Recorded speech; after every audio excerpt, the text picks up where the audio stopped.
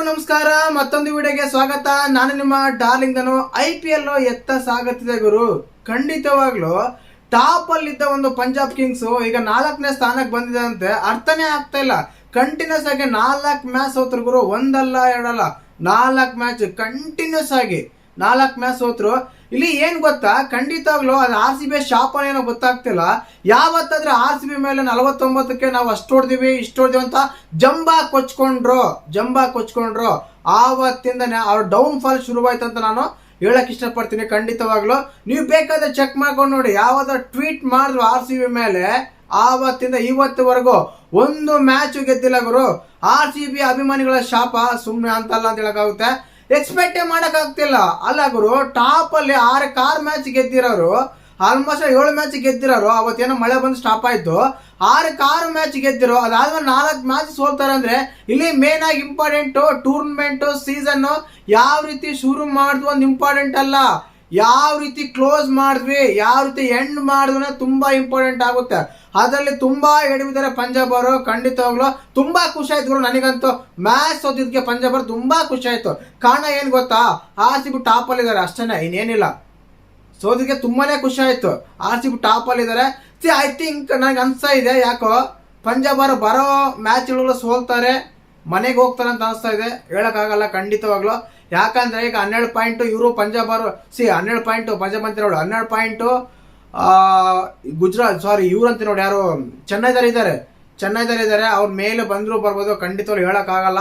ಇನ್ನು 3 ಮ್ಯಾಚ್ ಇದಾವೆ. ಅವ್ರು 3 ಮ್ಯಾಚ್ 2 ಮ್ಯಾಚ್ ಗೆದ್ರು ಕೂಡ 16 ಪಾಯಿಂಟ್ ಆಗ್ತವೆ. ಎಲ್ಲ ಇವರು 3 ಮ್ಯಾಚ್ ಇಲ್ಲ ಅಂತಲ್ಲ ಪಂಜಾಬ್ ಅವರು, ಬಟ್ ಸೋತ್ರ ಮಾತ್ರ ಅಟರ್ ಫ್ಲಾಪ್ ಆಗ್ತಾರೆ.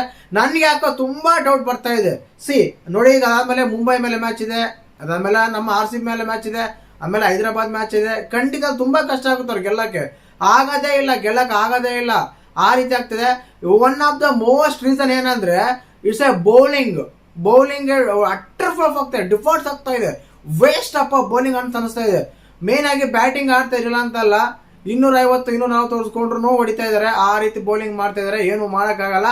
ಅಲ್ಲ ಗುರು, 30ಕ್ಕೆ 4 ವಿಕೆಟ್, ನಾವು 3 ವಿಕೆಟ್ ಹೋಗಿದ್ದೇವೆ ಡೆಲ್ಲಿ ಕ್ಯಾಪಿಟಲ್ಸ್ ಅಂತದ್ರಲ್ಲಿ. ಆಮೇಲೆ ಬಂದ ಬ್ಯಾಟ್ಸ್ಮನ್ಗಳು ಈಸಿಯಾಗಿ ಆಡ್ತಾರೆ ಅಂದ್ರೆ ಯಾವ ಮಟ್ಟಕ್ಕೆ ಬೌಲಿಂಗ್ ಮಾಡ್ತಾರೆ, ಯಾವ ಮಟ್ಟಕ್ಕೆ ಏನ್ ಮಾಡ್ತಾರೆ ಅಂತ ಅರ್ಥನೇ ಆಗ್ತಾ ಇಲ್ಲ. ತುಂಬಾ ಖುಷಿ ಆಯ್ತು ಗುರು. ನಾನಂತೂ ಹ್ಯಾಪಿಯೆಸ್ಟ್ ಪರ್ಸನ್ ಅಂತ ಹೇಳಕ್ ಇಷ್ಟಪಡ್ತೀನಿ ಖಂಡಿತವಾಗ್ಲು.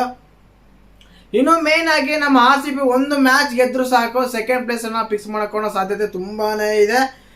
ಖಂಡಿತವಾಗ್ಲೂ ಈ ಮುಂಬರುವ ಮ್ಯಾಚ್ಗಳು ಹೈದರಾಬಾದ್ ಆಗಿರ್ಬೋದು, ಗುಜರಾತ್ ಆಗಿರ್ಬೋದು, ಅವು ಕೂಡ ಸೋಲೋ ಚಾನ್ಸಸ್ ತುಂಬಾನೇ ಇದೆ. ಬಟ್ ಬೌಲಿಂಗ್ ಅಂತ ತಗೊಂಡಾಗ ಇವ್ರು ಯಾರು ಗುಜರಾತ್ ತುಂಬಾ ಚೆನ್ನಾಗಿ ಬೌಲಿಂಗ್ ಮಾಡ್ತಾ ಇದಾರೆ.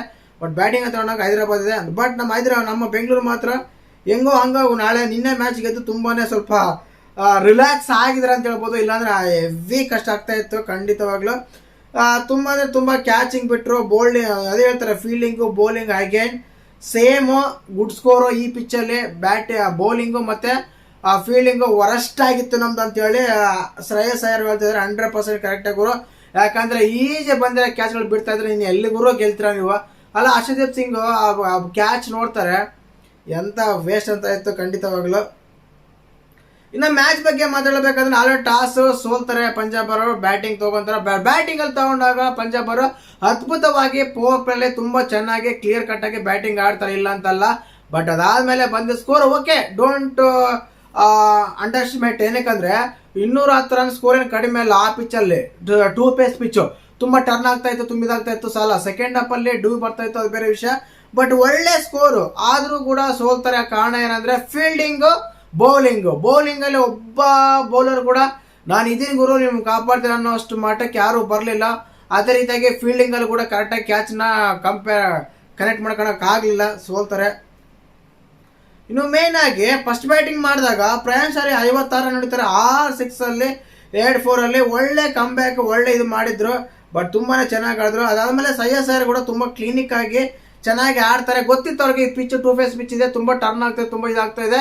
ಇಲ್ಲಿ ಸ್ಕೋರ್ ಮಾಡಿ ತುಂಬಾ ಇಂಪಾರ್ಟೆಂಟ್ ಆಗುತ್ತೆ, ಚೆನ್ನಾಗಿ ಆಡಲೇಬೇಕು ಅಂತ. ಆದ್ರೂ ಕೂಡ ಚೆನ್ನಾಗಿ ಆಡಿಲ್ಲ ಅಂತಲ್ಲ, ಆದ್ರೆ ಏನ್ ಮಾಡ್ತೀರಾ, ಇದಂತಿರಲ್ಲ RCB ಫ್ಯಾನ್ಸ್ಗಳ ಒಂದು ಇಡೀ ಶಾಪ ಹಾಕಿ ಖಂಡಿತವಾಗ್ಲಿ ಇದು ಮಾಡಿದ್ದಾರೆ. ಅದಾದ್ಮೇಲೆ ಸುಯಾಶ್ ಶಿಂಗಡಿಗಳು ಚೆನ್ನಾಗಿ ಮಾಡ್ತಾರೆ. 8 ಬಾಲ್ಗೆ 21 ನೋಡಿದ್ದು, 262 ಸ್ಟ್ರೈಕ್ ರೇಟ್ ಅಲ್ಲಿ 2 4 2 6 ಜೊತೆಗೆ 210 ಸ್ಕೋರ್ ಹೊಡಿತಾರೆ. ಖಂಡಿತ ಒಳ್ಳೆ ಸ್ಕೋರೇ. ನಾನು ಬ್ಯಾಡ್ ಸ್ಕೋರ್ ಅಂತ ಹೇಳಕ್ ಆಗೋದೇ ಇಲ್ಲ ಗುರು. 200 ಮೇಲೆ ಸ್ಕೋರ್ ಬಂದ್ರೆ ಒಳ್ಳೆ ಸ್ಕೋರನೇ ಅದು. ಆ ಫೀಲ್ಡಿಂಗು ಬೌಲಿಂಗ್ ಮೇಲೆ ಡಿಪೆಂಡ್ ಆಗಿರುತ್ತೆ. ಬಟ್ ಬೌಲಿಂಗ್ ತಗೊಂಡಾಗ ಮಿಚೆಲ್ ಸ್ಟಾರ್ಕ್ 2 ವಿಕೆಟ್ ತಗೊಂತಾರೆ. ಮಾಧವ್ ತಿವಾರಿ ಇದಾಗರು. ಮಾಧವ್ ತಿವಾರಿ ಒಳ್ಳೆ ಬ್ಯಾಟಿಂಗ್ ಆಡ್ತಾರೆ. ಕೊನೆಯಲ್ಲಿ ಬಂದು ಚೆನ್ನಾಗಿ ಬೌಲಿಂಗ್ ಮಾಡಿದ್ರು, ಬ್ಯಾಟಿಂಗ್ ಮಾಡಿದ್ರು. ತುಂಬ ಖುಷಿ ಆಯ್ತು ನೋಡಿ ಖಂಡಿತವಾಗ್ಲೂ. ಏನಕ್ಕೆ ನಾನು ಮಾರ್ಕ್ಸ್ ಹೆಲ್ಪ್ ಮಾಡೋದು ಹೇಳ್ಬೋದು. ಡೆಲ್ಲಿ ಅಲ್ಲ, ಇಲ್ಲಿ ಡೆಲ್ಲಿ ಗೆದ್ದಿದೆ ಇಲ್ಲ ನಾನು ಹೇಳಲ್ಲ, ಬಟ್ ಅವ್ರು ಕಷ್ಟ ಇದೆ. ಈಗ ಆಲ್ರೆಡಿ 3 ಟೀಮ್ 14 ಪಾಯಿಂಟ್ ತಗೊಂಡಿದ್ದಾವೆ. RCB ಆಗಿರ್ಬೋದು, ಗುಜರಾತ್ ಆಗಿರ್ಬೋದು, ಹೈದರಾಬಾದ್ ಆಗಿರ್ಬೋದು. 3 ಟೀಮ್ 14 ಪಾಯಿಂಟ್ ತಗೊಂಡಿದೆ. 3 ಟೀಮ್ ಒಂದೊಂದು ಮ್ಯಾಚ್ ಗೆದ್ದು 16 ಪಾಯಿಂಟ್ ಆಗ್ತಾವ. ಅಲ್ಲಿ ಇವರು ಗೆಲ್ಲದೆ 14 ಪಾಯಿಂಟ್ ಆಗುತ್ತೆ. ಅಂದ್ರೆ ಚೆನ್ನೈದವರು ಮತ್ತೆ ಯಾರು ಪಂಜಾಬ್ ಅವ್ರಿಗೆ ಮಿಕ್ಕಿರೋ ಮ್ಯಾಚ್ ಎಲ್ಲ ಮ್ಯಾಚ್ ಸೋಲ್ಬೇಕು. ಅದಾಗುತ್ತಾ? No chance. ಬಟ್ ಹೇಳಕ್ಕಾಗಲ್ಲ. ಏನಕ್ಕಂದ್ರೆ RCB 1% ಇತ್ತು ಕ್ವಾಲಿಫೈ ಆಗೋಕ್ಕೆ, ಪ್ಲೇ ಆಫ್ಸ್ಗೆ ಹೋಗೋಕ್ಕೆ. ಅಂಥದ್ರಲ್ಲಿ ಗೆದ್ದು ಕ್ವಾಲಿಫೈ ಆಗಿದ್ವಿ, ಪ್ಲೇ ಆಫ್ಸ್ಗೆ ಎಂಟ್ರಿ ಕೊಟ್ಟಿದ್ವಿ. ಅದರಲ್ಲಿ ಇವರು ಕೊಡೋದು ದೊಡ್ಡ ವಿಷಯ ಏನಲ್ಲ. ಬಟ್ ನೋಡೋಣ. ಬಟ್ ಅದೇ ರೀತಿಯಾಗಿ ಸೆಕೆಂಡ್ ಹಾಫ್ ಒಂದು ಬ್ಯಾಟಿಂಗ್ ಬಂದಾಗ ತುಂಬ ಕ್ಲಿನಿಕಲ್ ಆಗಿ ಚೇಂಜ್ ಮಾಡ್ತಾರೆ ಗುರು ಅಂತ ಎಕ್ಸ್ಪೆಕ್ಟ್ ಮಾಡ್ಕೊಂಡಿದ್ದೆ ನಾನು ಕೂಡ. ಅಲ್ಲ, ಮಾಡಿದ್ರೆ ಕೊನೆಗೆ ಇಲ್ಲ ಅಂತಲ್ಲ. ಬಟ್ ಸ್ಟಾರ್ಟಿಂಗಲ್ಲಿ ನೋಡಿದಾಗ ಏನು ಅನಿಸ್ತಾ ಇತ್ತು ಅಂದರೆ, ಅಭಿಷೇಕ್ ಪೂರಲ್ 5 ರನ್ ಔಟ್ ಆಗ್ತಾರೆ, KL ರಾಹುಲ್ 9 ರನ್ ಔಟ್ ಆಗ್ತಾರೆ, ಸಾಹಿಲ್ ಪರಾಕ್ ಅಂತ ಅವರು ಔಟ್ ಆಗ್ತಾರೆ, ಸ್ಟಬ್ಸ್ ಔಟ್ ಆಗ್ತಾರೆ.